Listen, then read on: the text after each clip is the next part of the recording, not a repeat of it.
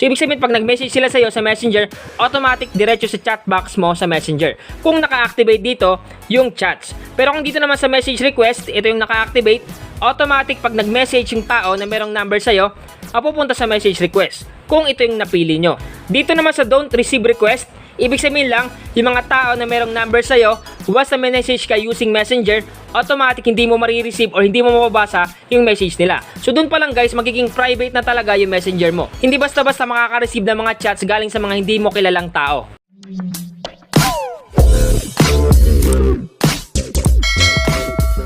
So yan guys, bago tayo magsimula sa mga bagong pasok sa aking channel, ako nga po pala si Mindtech PH, gumagawa ako ng content regarding sa APN, pampabilis at pampalakas ng internet connection, at nag-update din ako tungkol sa mga tricks and tips. So kung gusto niyo yung content ko, don't forget to click subscribe button sa baba ng video na to, at i-click mo na rin yung notification bell para lagi kayong updated sa mga bago kong uploads. Magsimula na tayo. Ngayon guys, may tuturo ako sa inyong napakalupit na tricks. So tricks to guys kung paano i-private yung ating Messenger.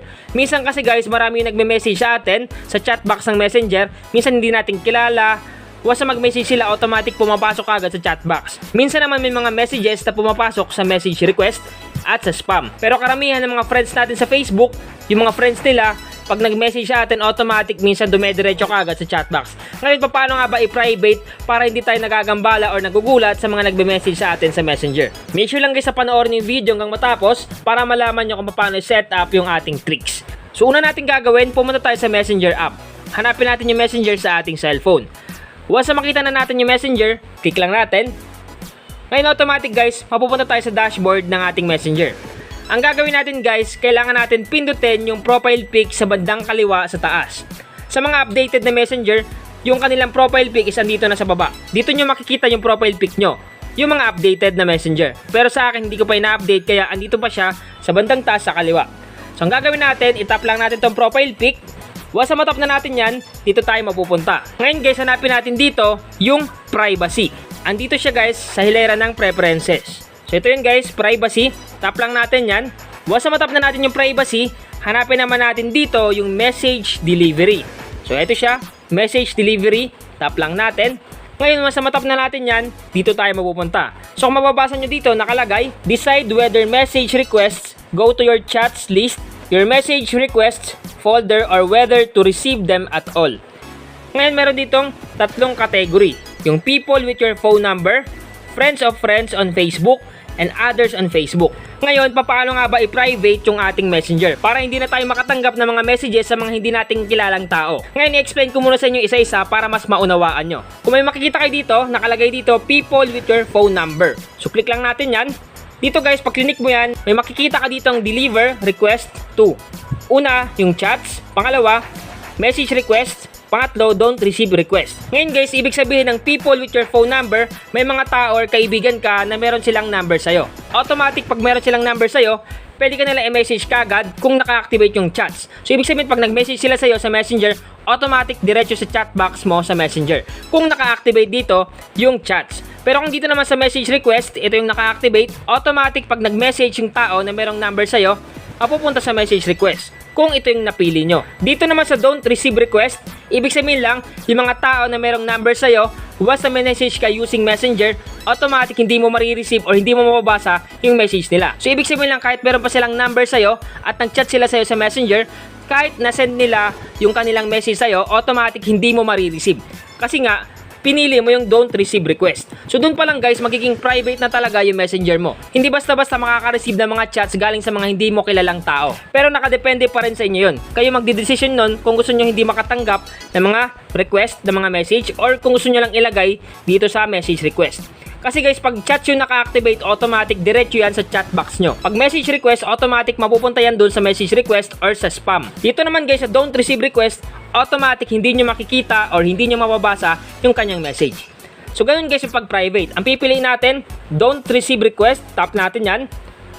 Automatic guys, pag tinap mo yung lalabas yan. Nakalagay dito, this will also turn off request from others on Facebook. So ang gagawin natin para ma-activate yung don't receive request, tap lang natin tong update settings.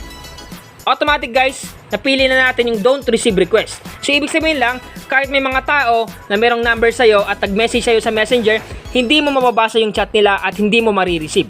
Pero sa kanila, nakasend yun. Akala nila na send nila at hindi mo lang sinisin. Pero ang totoo nun, hindi mo yun marireceive at mababasa. So ganun guys yung pag-private na Messenger kung meron silang number sa'yo. So back lang natin. Dito naman guys sa friends of friends on Facebook, tap lang natin. Dito guys, pag sinabing friends of friends on Facebook, yung mga friends mo sa Facebook, yung mga kaibigan din nila. So ibig sabihin lang, pag yung kaibigan mo sa Facebook is may kaibigan at nag-message yung kaibigan ng kaibigan mo sa'yo, so medyo magulo guys pero sana naiintindihan nyo. So halimbawa, yung kaibigan niya sa Facebook, tapos may friends din siya. Ngayon yung friends niya, nag-message sa'yo. Automatic guys, pag pinili mo yung chats, papasok din sa chat box ng Messenger mo. Katulad ng sinabi ko kanina, pag message request naman yung pinili mo, mapupunta siya sa message request or dun sa spam. At pag pinili mo yung don't receive request, automatic hindi mo mababasa at hindi mo makikita yung message ng kaibigan mo sa'yo. So ganun yun guys. So ang gagawin mo lang para ma-activate at para ma-private yung messenger mo sa mga friends of friends on Facebook, click mo lang tong don't receive request. Pag tinap mo yan, same lang din kanina, so automatic ma-activate yung don't receive request. So uulitin ko ulit, nasa sa inyo pa rin guys yung desisyon kung gusto nyo mangyari na hindi nyo mabasa at makita yung mga message ng mga friends of friends on Facebook sa'yo. Pero kung gusto mo lang ilagay sa message request, mas maganda. Kasi nga, hindi makikita sa chat box, pero mababasa mo pa rin sa message request or mismo sa spam. So back natin. Then last but not the least, dito naman tayo sa others on Facebook. Tap natin yan.